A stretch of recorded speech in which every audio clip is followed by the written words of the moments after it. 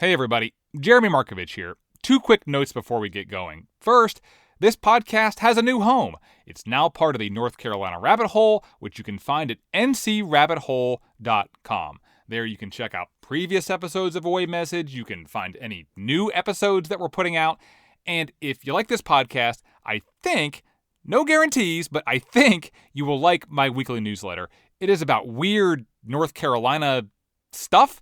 Comes out every Thursday. It is free if you want it to be, and you can sign up at ncrabbithole.com. Second, this episode was produced during my time at Our State magazine. Now, I happen to think that most of it still holds up, but some of the promo codes and websites that I mention may no longer work. Okay, here's the show. There's this movie called National Treasure. It came out all the way back in 2004, stars Nicolas Cage. And there is this scene where Nick Cage walks into the National Archives and takes a look at this really old document that's sitting underneath glass. I'm gonna steal it. What? I'm gonna steal the Declaration of Independence. Spoiler alert, he actually does steal it. And yeah, it's pretty far-fetched. Or at least it sounds far-fetched, unless you've heard about the very real story that I'm going to tell you today. Now, this story did not happen in Washington, D.C. It happened in North Carolina, and it didn't involve the Declaration of Independence, but rather another one of the documents that our country was founded on, a document that I wanted to go see in person. Okay, let's go. Okay. That is Sarah Kuntz. She's North Carolina's state archivist, and she's leading me down into the basement of the state archives in Raleigh. Most people, when they see the door, say, "Oh, that's really a vault door." I'm like, yes, it's really a vault. There are some ground rules, no flash photography, and no video of her unlocking the vault. Seriously, that vault has one of those big spinning dials on it. Nice creak of the door. Yeah. You will hear the separate air conditioner in here, separate air handler and unit for this room. Yeah. It's a little chilly in here. It's kept at a constant 56 degrees and 39% humidity. Documents and microfilm like it cool, dark, and dry. And then Sarah gets out the thing that I came to see. There's a big metal rack, and one of the shelves has rollers on it. Sarah slides it out, tilts it down, takes off a plastic cover, pulls back a muslin cloth, and oh wow. So there he is. He's very, very large. Very large. It's a he. We do kind of give him a masculine pronoun for no particular reason, mainly because we like to refer to him as Bill, for Bill of Rights. It's the Bill of Rights, or more precisely, North Carolina's original copy of the Bill of Rights. It's this piece of faded parchment, more than 200 years old, about 2.5 feet tall, underneath glass, in a big gold-rimmed picture frame. The writing is hard to see, but what you see is pretty amazing. Is that really John Adams' signature there, like that by his own hand? It is really John Adams' signature. All right, so if you're struggling to remember your U.S. history, let me explain. You know about the Constitution, which was ratified in 1789, but 2 states did not ratify the Constitution, and that included Rhode Island and North Carolina. And Congress says, okay, Rhode Island, okay, North Carolina, what's it going to take to make you guys happy? So one of the early actions of Congress was to do what people from North Carolina were asking for, which is create a Bill of Rights. You know, First Amendment, freedom of speech, assembly, press, the Second Amendment, right to bear arms, the Third Amendment, no quartering of troops in private homes. Been a while since that was a thing. Anyway, this thing that we're looking at here in the vault looks almost identical to the federal copy of the Bill of Rights, the one that's on display at the National Archives in Washington, D.C. But that copy in D.C. was not the only copy that was made. When the Bill of Rights was proposed in Congress, they created 14 original copies, one for each of the original states and one that the federal government kept. And North Carolina's was sent to us, and it's had a long and interesting journey. And that is one of the world's biggest understatements. For a very long time, this priceless document was missing. Somebody stole it. and it was gone from North Carolina for more than 100 years. It first reappeared in an office 500 miles away, then it went underground. Every so often, a shadowy figure would approach the state trying to sell it back, sometimes for millions of dollars. And so, the story of North Carolina's Bill of Rights is actually the story of the biggest heist in state history. It involves a Union soldier from the Civil War, an undercover sting operation by the FBI, and a guy who used to be a regular on the Antiques Roadshow. And it also involves a mistake. Do you want to hear about the copy error? Oh yeah, there's a copy error in here? Yeah. It's a typo that's right there in plain sight that I never in a million years would have ever picked up on. But it's a typo that may have kept the North Carolina Bill of Rights from slipping out of the state's grasp for good. From Our State Magazine, this is Away Message, a podcast about what you find in hard-to-find places. I'm Jeremy Markovich. Hello. Hey, Jeremy. Hey, nice to meet you. Come on up. So, if you want to know how the Bill of Rights went missing, you have to walk about a block away from the state archives to the old state capitol building in downtown Raleigh, go through the metal detector, walk upstairs to the third floor, into a small room. It's not much today. Yeah, I was going to say, well, it's just kind of like it's a room in between the rooms. It is. It kind of leads to the galleries of the Senate chamber here. Tara Schramm, who manages the Capitol building, takes me into what's probably the least ornate room in the entire Capitol. Light purple walls, granite floor, one window. It looks sort of like an oversized closet.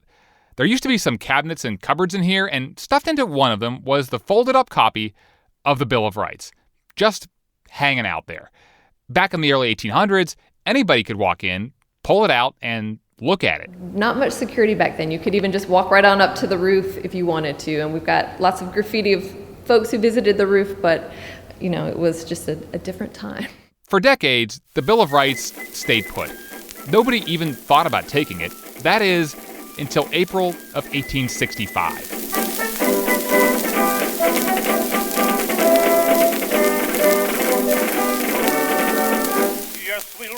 The Civil War was just about over, and General Sherman and his troops were headed toward Raleigh. Remember, Sherman had burned Atlanta to the ground. North Carolina's governor did not want the same thing to happen to Raleigh. He left town. He left the keys here with an enslaved person and told them to, let them in if they needed to come in. So the first group of soldiers that came in was actually the Signal Corps. Sherman's troops were here for about 2 weeks. They occupied the space for a while, and they were encamped kind of on the grounds and all around until they made their way to Durham for the final surrender of the war. But during that intervening time, there are Union troops just hanging out without much to do. They poked around. We have some graffiti from some of the Union soldiers in the attic, so they certainly went through every inch of this building while they were here looking for spoils of war and souvenirs and all kinds of stuff. So they looted the place. Now, again, the governor knew the soldiers were coming, and when he left, he took a lot of things with him. they had sent away a lot of the documents. They sent them to Burlington for safekeeping. I don't know how they missed the Bill of Rights. That seems like an important one, but that one did not make the cut, so it was still here. And at some point in April of 1865, a Union soldier walks up to the third floor of the Capitol, starts rooting through some papers, finds the copy of the Bill of Rights, and he takes it.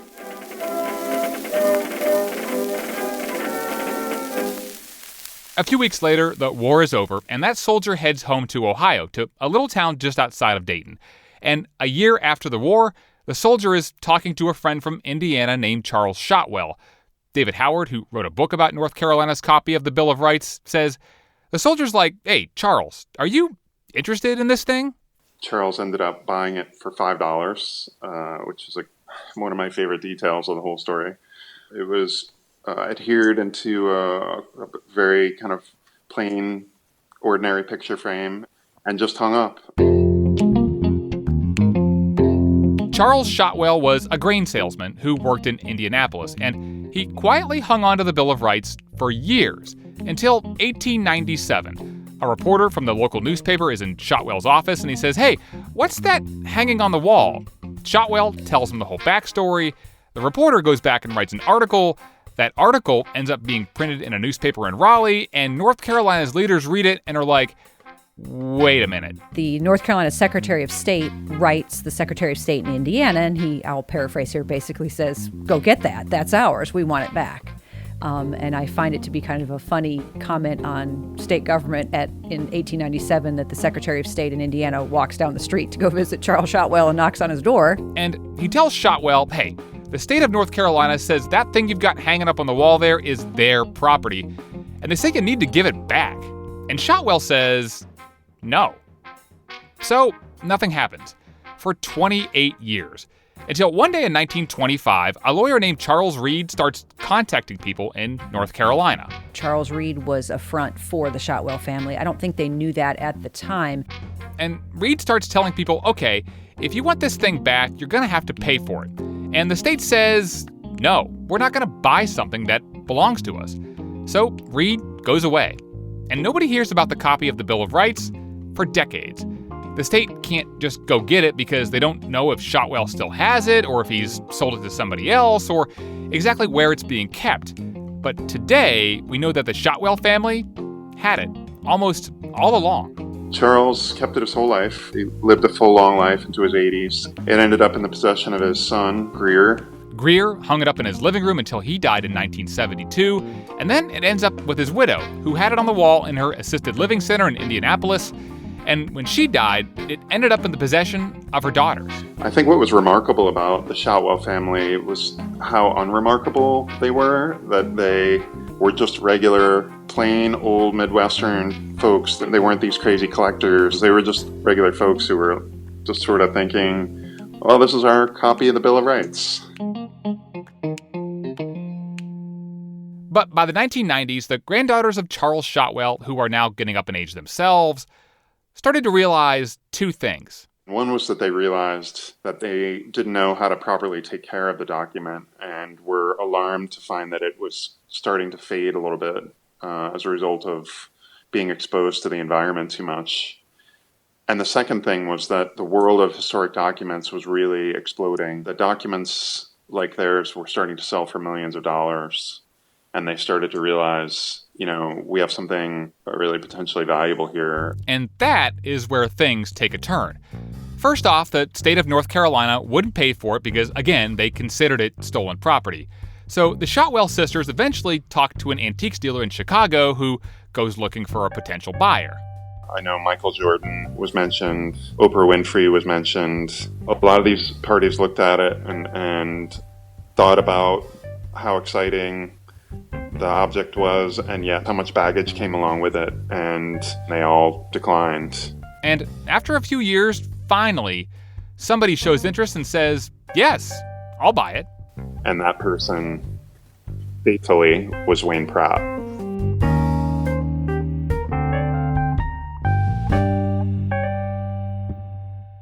Who is Wayne Pratt? Wayne Pratt was an incredibly successful dealer in primarily antiques furniture back in the 80s, 90s, and early 2000s. He's one of these archetypal rags to riches stories. Pratt grew up in Boston, and he always said that he started his antiques career at age 7, rooting through attics, finding things, and selling them. And over time, he becomes this really successful and well-known antiques dealer who loved to tell stories. I think he realized that the antiques world, almost more than anything, is about backstory. It's about not only the story of where the objects come from, but who the person is selling them and what their story is. And by the late 1990s, he's on top of the antiques world.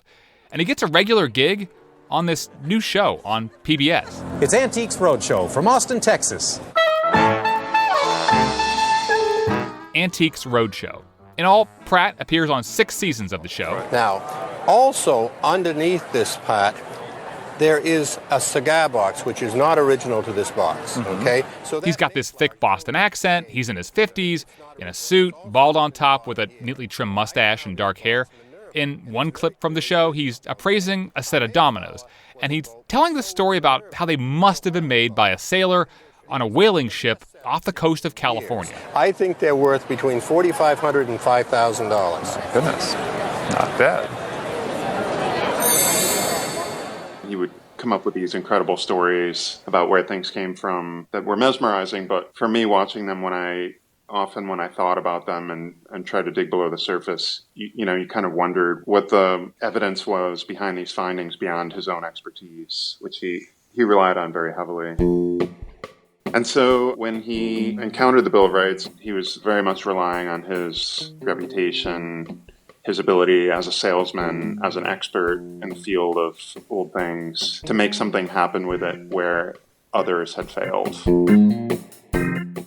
So Pratt encounters the Bill of Rights, and he wants to make sure that it's the real thing. So he takes it to some expert historians in Washington, D.C. They got this phone call, hey, we have what we think is an original copy of the Bill of Rights. Can we come and show it to you? And they said, sure, thinking it's almost never the thing that people think it is. The odds that someone would actually have a real original Bill of Rights are infinitesimally small. So they think it's just going to be this routine visit. And so these folks come in, and it's a very sort of odd situation. The visitors aren't identifying themselves. One of them appears to be kind of a bodyguard type character. They open this box and pull this thing out, and the historians are utterly floored to discover that it actually is an original Bill of Rights. The people quickly snap the document up, put it back in their carton, and disappear just as quickly and mysteriously as they arrived. And historians are just kind of like, that was one of the weirdest things that has ever happened to us. It's not really clear what they could have done. It wasn't clear that anybody was breaking the law, so, it's not like they could dial 911 or anything like that. Who do you call? There's no document police. Yeah, exactly.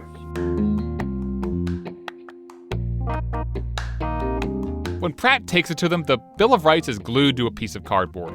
You can't see what's on the back, a fact that'll come into play later. But for now, Pratt knows he's got an authentic copy of the Bill of Rights. After he meets with the historians, he has the document very carefully removed from the cardboard backing, and after that, in the year 2000, he buys it from Charles Shotwell's granddaughters for $200,000.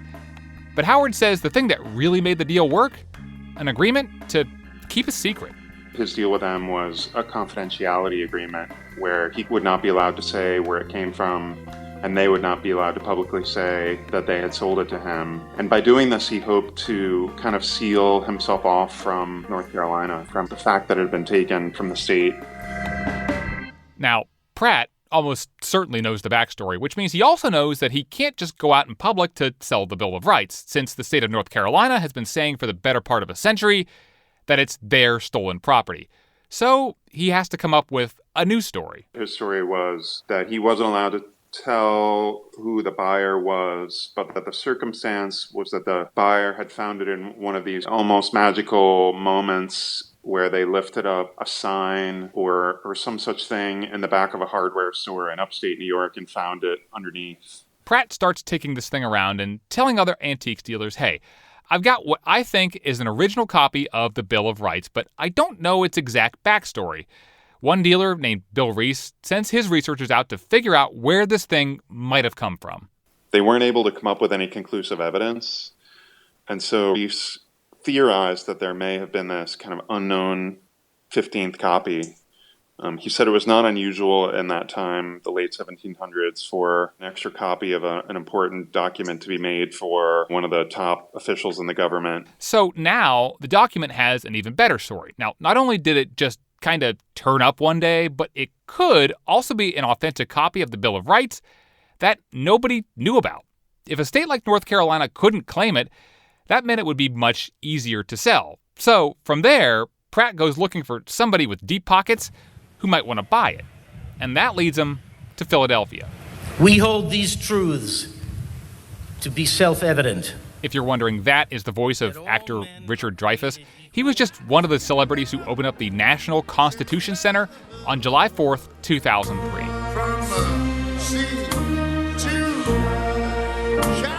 It's this brand new multi-million-dollar museum just down the street from the Liberty Bell and Independence Hall. Ladies and gentlemen, my name's Joe Torsella, and I've been waiting 6.5 years to say something. We made it!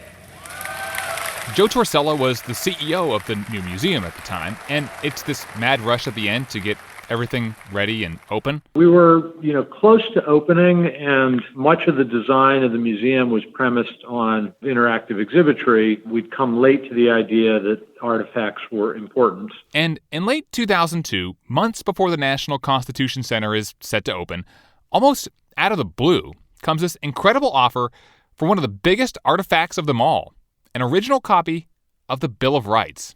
And Torsella says it almost felt too good to be true. It did sort of feel like, this might be meant to be. But then, as I said, once we started investigating, it started feeling like something different entirely. And by the end of it, it absolutely felt pretty sleazy.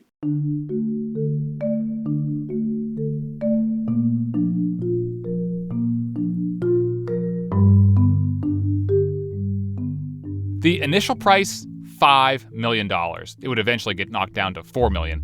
But either way, the museum is on board. But they, too, want to make sure they're getting what they're paying for. So they get the seller to send a picture of the front and, for the first time, the back of the Bill of Rights. Now, those pictures go to some expert historians, the same historians, it turns out, that Pratt had visited a few years before. Now, back then, those historians had only been able to look at the front of the document because, at the time, the back of it was glued to a piece of cardboard. But now that they could look at the back of it, they noticed something. Something new. Something critical. The marking of the clerk on the back of the document clearly suggested it was the North Carolina copy.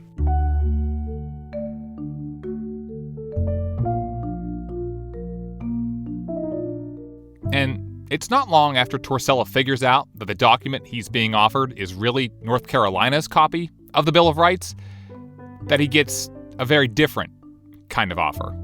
I got a call on my cell phone from the FBI, which I thought was really odd because I thought, gee, the FBI doesn't just call you on your cell phone. That sounds an awful lot like a scam. But it really is the FBI, and they need his help. The document, in fact, is under threat, and maybe this is where it came in, that the group of people involved have sort of threatened to take it out of the country, and that they wanted, would we be willing to participate in a kind of sting to recover the documents? Long and the short of it is, we said yes.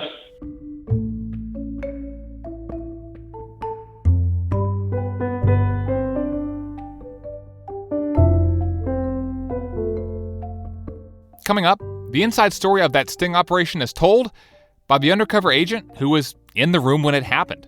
Plus, how do you prove that the Bill of Rights really is the Bill of Rights?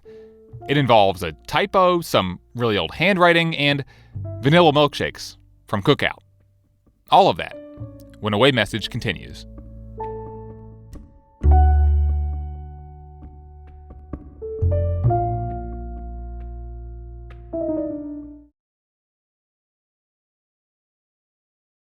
This is Away Message. I'm Jeremy Markovich. Just to recap, North Carolina's original copy of the Bill of Rights, which was stolen by a Union soldier in 1865, ended up in the hands of an antiques dealer who was trying to sell it for millions of dollars, despite the fact that the state of North Carolina said it was stolen property. So for this next part of the story, I called up a guy who knows a little bit about North Carolina state government. I'm Mike Easley, and I was governor of North Carolina from 2001 to 2009. Easley started off on a high note. For one thing, he got the endorsement of North Carolina's own Andy Griffith. And that's why I'm for Mike Easley. But by all accounts, 2003 was not a good year for North Carolina. There was a recession that hit North Carolina pretty hard. Hurricane Isabel hit the Outer Banks. Now, in terms of the size of this storm, this is a very large storm. We don't want to... And in the midst of all of this, Easley is sitting in the governor's mansion one night. I remember being up in the southwest bedroom where I had a desk working on the State of the State address when I got this call that Governor Rendell from Pennsylvania was on the other line and wanted to speak to me. And what was he calling about? When I got on with him, he had just come into office. He was elected in 2002, so took office in January 2003. Governor Rendell called and said that he was on the board of the new Constitutional Center. And Pennsylvania's governor tells Easley, hey, look, somebody wants to sell us what we believe is North Carolina's copy of the Bill of Rights. And I told him I was certainly surprised to hear that it had surfaced again, and that I certainly want to figure out a way to get it. Remember, the state of North Carolina had maintained for more than 100 years that the Bill of Rights was state property. It was stolen, and North Carolina would not pay for it. But when Easley was on the phone with Pennsylvania's governor, he got a pretty crafty idea. I told him why didn't he have the people who wanted to sell it to contact me. And eventually, I know I did talk to someone. They were asking $5 million, and I just said, sure, we can do that. We'd love to have it back. And then at that point, I called Reuben Young, my legal counsel in the governor's office, and told him I wanted to put together a sting operation like we used to do back when I was district attorney. Your instincts as a district attorney kicked in. Yeah, I responded to the opportunity just like I would in the district attorney's office if somebody would have said, we have a kilo of cocaine we want to sell you. And, my immediate response would have been, yeah, sure, I need that. What's it going to take to get it? And then I would have sent somebody around there to buy it, ostensibly to buy it, but actually to make the arrest. So that's exactly the same instinct that kicked in when I heard about the Bill of Rights, that I knew it was ours. And I know I had to be out of it. I need to be far away from it because nobody would believe, the governor himself was going to come get this. And they certainly wouldn't have brought it to me.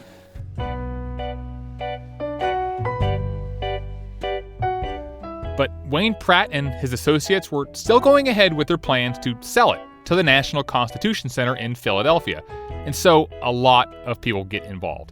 The North Carolina Attorney General's office, the U.S. Attorney's office, law enforcement in North Carolina and Pennsylvania, and the FBI. And finally, a special agent in the Philadelphia office named Robert Wittman. I was an FBI agent from 1988 to 2008. During that time, I was able to recover more than $300 million worth of stolen art and cultural property.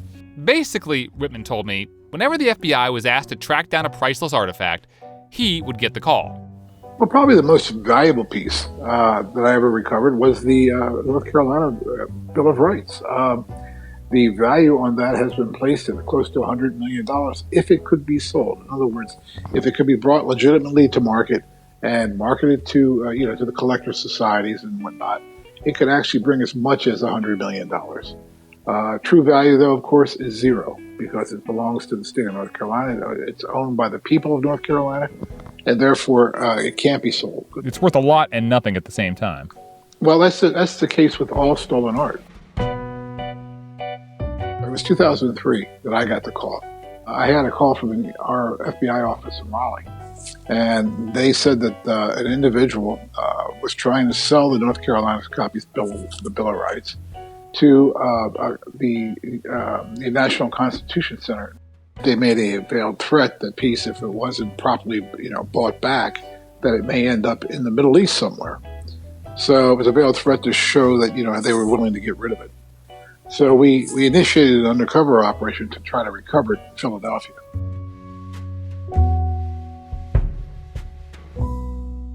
Wittman says they had to be careful. For one thing, they didn't know exactly where the Bill of Rights was, and even if they did and tried to search, let's say, a house where they thought it was, what happens if it's not there and the owner gets spooked? There's a possibility it could be destroyed rather than turned over, and that was not acceptable. So the FBI comes up with this idea.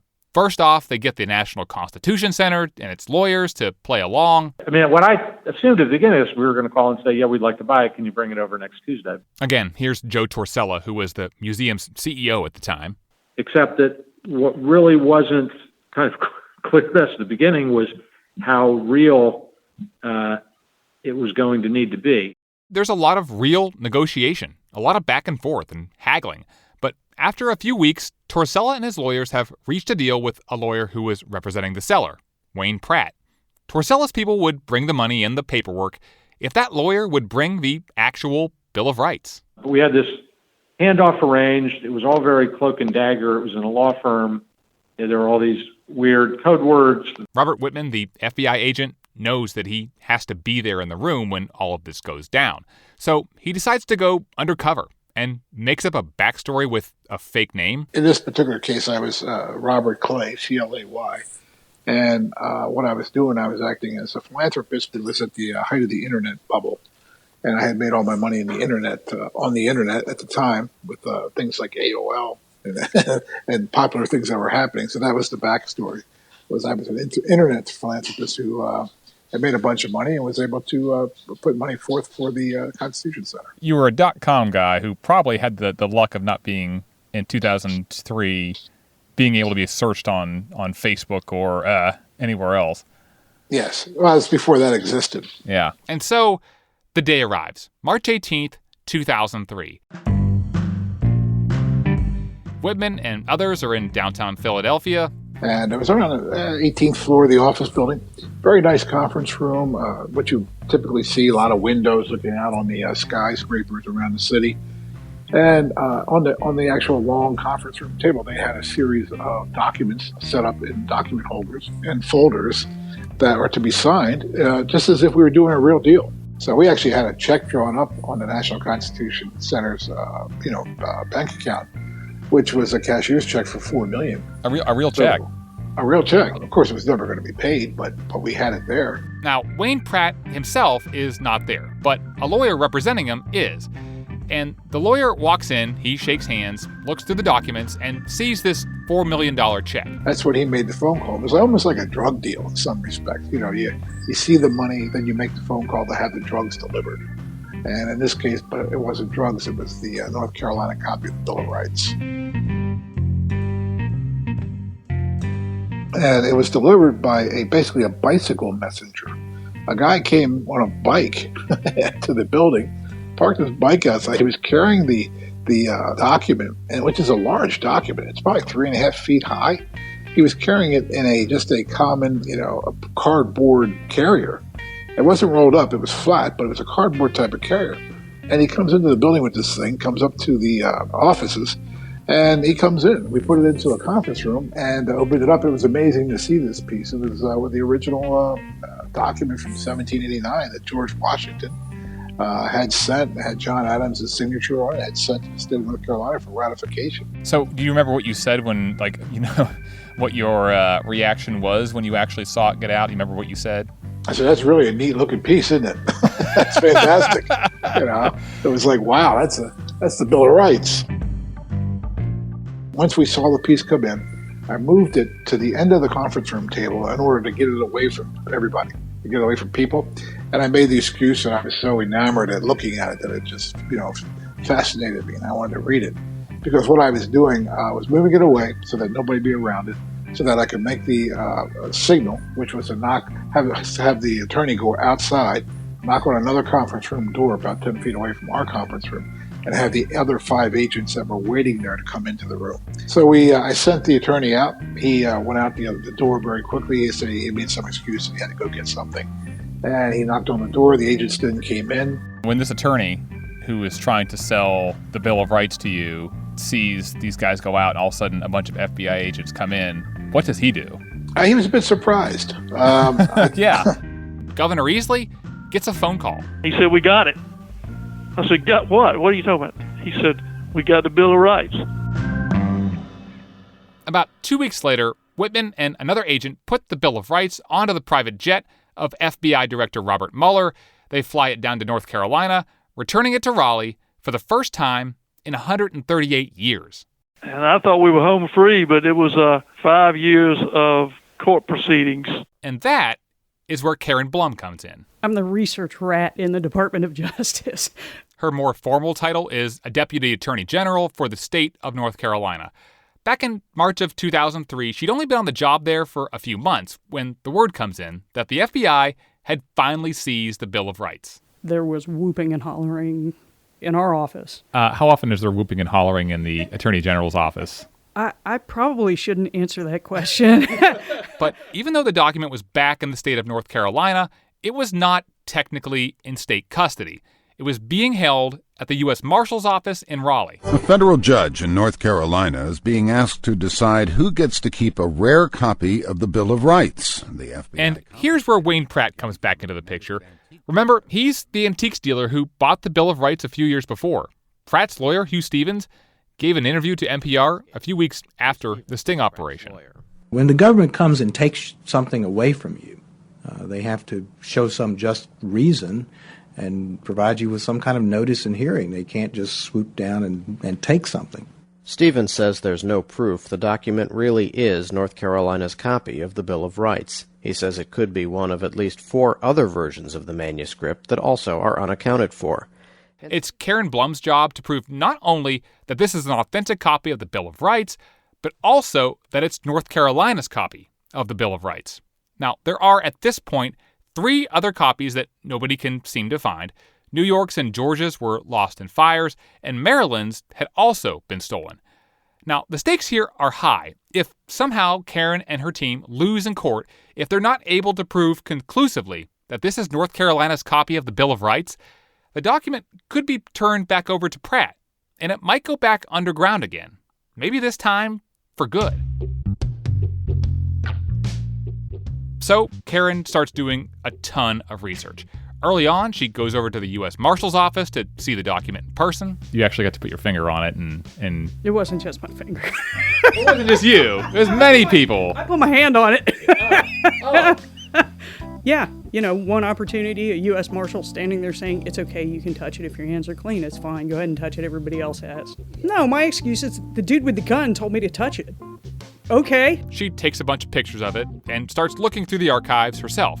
And it takes a few months before she notices something wrong. There's a word that doesn't match up with the other original copies of the Bill of Rights. On the others, the word is wherein. On the copy that's supposedly North Carolina's copy, it doesn't say wherein, it says where. Karen makes this discovery late on New Year's Eve, 2003, and at first, she's horrified. At about 11 o'clock at night, when I could contact absolutely nobody, because the first thought that went through my head was, it's a fake. But then she looks at other North Carolina documents from the period, documents that referenced the state's copy of the Bill of Rights. And when those documents make reference to that specific part of the Bill of Rights, they also contain the word where and not wherein. Now, that typo is a very big clue that the document came from North Carolina. But to get even more proof, she calls in the big gun. Hey, please state your full name. George Stevenson, Jr. Stevenson was an expert working for the state archives. He looked at who knows how many state documents from the late 1700s, and when he looks at the back of the Bill of Rights, he finds the smoking gun. Remember, for years, nobody could see the back of the document, and on the back is something called the endorsement. Now, when North Carolina received its copy of the Bill of Rights, somebody wrote an endorsement on the back, basically saying that yes, the state had officially received it. Stevenson recognizes that the handwriting on the back in the endorsement is that of the governor's private secretary, a guy named Pleasant Henderson. Please look at Plaintiff's Exhibit 65, the endorsement on the reverse of the Bill of Rights manuscript. Very well, I'm looking at it now. Do you have an opinion whether writing on the endorsement of the Bill of Rights manuscript is written in Pleasant Henderson's handwriting? I have an opinion, yes. What is your opinion? My opinion is that Pleasant Henderson wrote that endorsement as well. I have no further questions. And between that signature and the typo and a few other details, Karen and her colleagues proved to a judge that this document really is the North Carolina copy of the Bill of Rights. And after a long legal process, they get a ruling that this document belongs to the state, now and forever. When the Attorney General's office finally resolved the case in 2008, I remember walking back from court with lead counsel Dale Talbert, and we stopped on the Capitol grounds and shook hands and decided that a belly bump would probably not be appropriate at the time, but I'm pretty sure we went out for cookout vanilla shakes, which is what we did the night before every single court argument. We would go to cookout and get a vanilla shake. So that's how it ended on our end. So Cookout Vanilla Shakes played a prominent role in the recovery of the North Carolina Bill of Rights. You have no idea.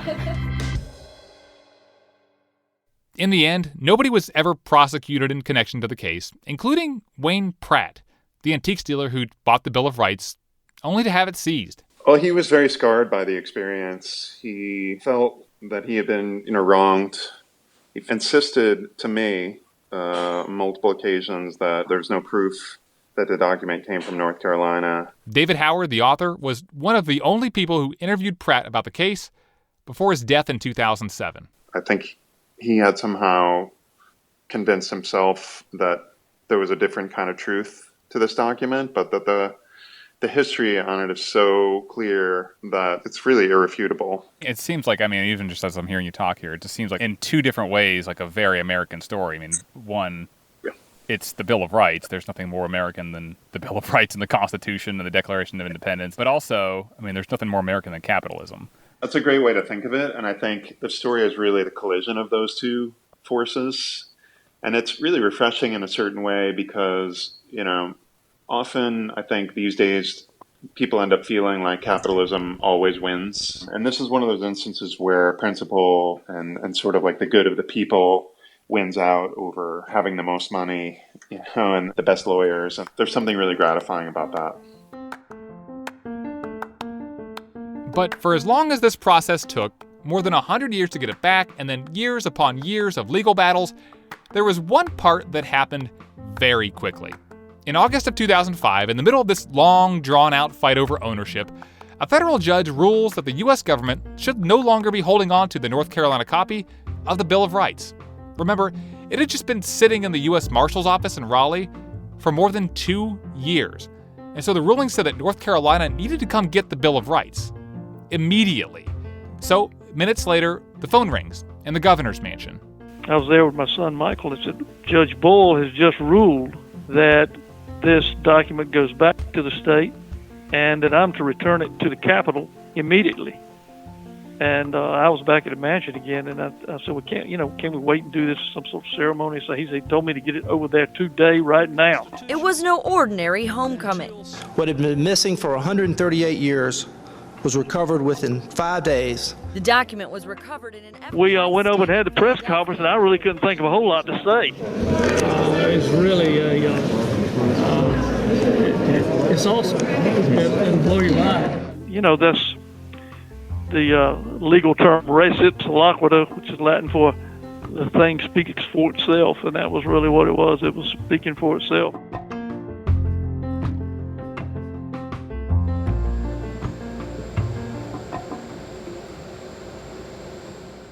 But after all of that effort, after the sting operation and the legal battles and that big ceremony, today the state copy of the Bill of Rights spends almost all of its time in a chilly vault underneath the State Archives building, where almost nobody can see it.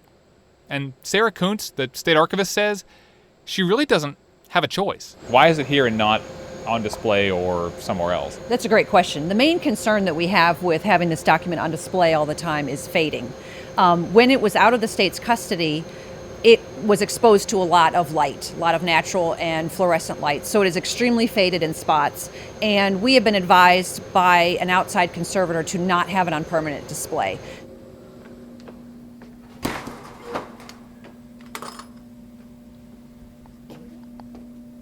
All right. But from time to time, it does come out and go on display. And each time it does, Sarah is there. You're never far behind wherever it is. You're keeping an eye on it no matter where it goes. Right. Wherever Bill goes, I go. I'm his keeper. The document never goes out without me. It never is on display without my presence. So I've literally been there to talk to thousands of people when they see the document, and it never gets old. To enjoy people's reactions to see it. A momentous occasion in the state of North Carolina. We get to unveil today our Bill of Rights. And each time it does come out, those people remind her that this document can't just belong to one of us, but it does belong to all of us.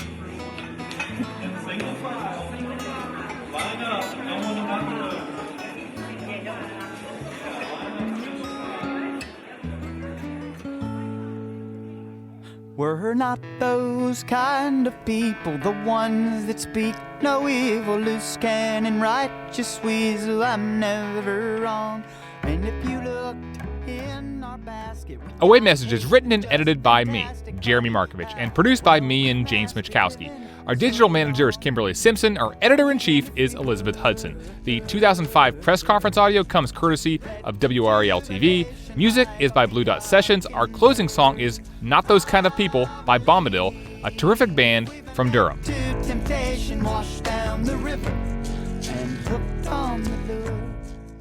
If you can't get enough of this story, two of the people featured in this episode have written books that you should check out.